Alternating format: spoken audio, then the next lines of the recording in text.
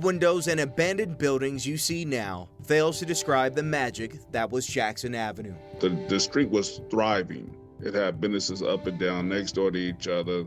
It's like a district. It was its own district. You didn't need to go nowhere to go do anything. It was right there on Jackson Street. Marcus Allen grew up on the street, once known as Las Vegas's West Side Strip. In its heyday, it was vibrant with hotels, casinos, restaurants, a movie theater, even a bowling alley.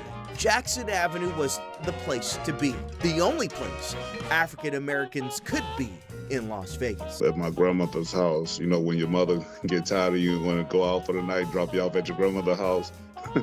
His mother and father grew up down the street from my mom. The Collinses had their beauty supply place. We've all had businesses there in our family, and we want to make sure that the West Side is no longer overlooked.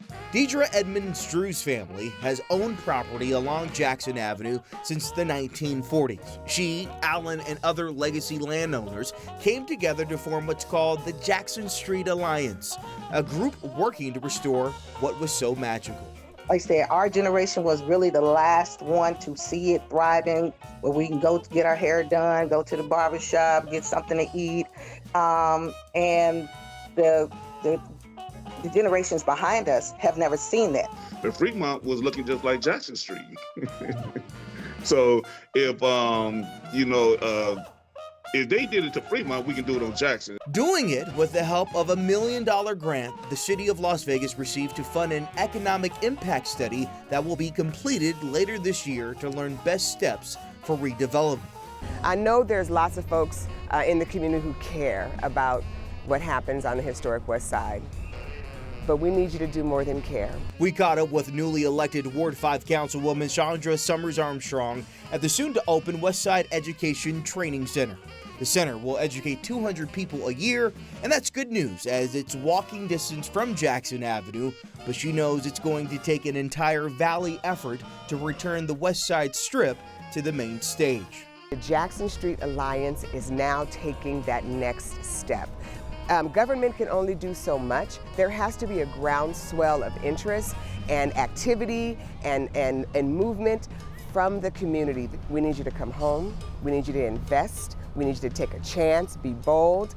Much like Water Street, where we have the old and the new, we want it bustling. We want tourism. We want state-of-the-art businesses. We want, what everybody else wants. We want to be included. We want to be viable. We want to be a place that people come to visit. In Las Vegas, Andrew Nomura, News 3.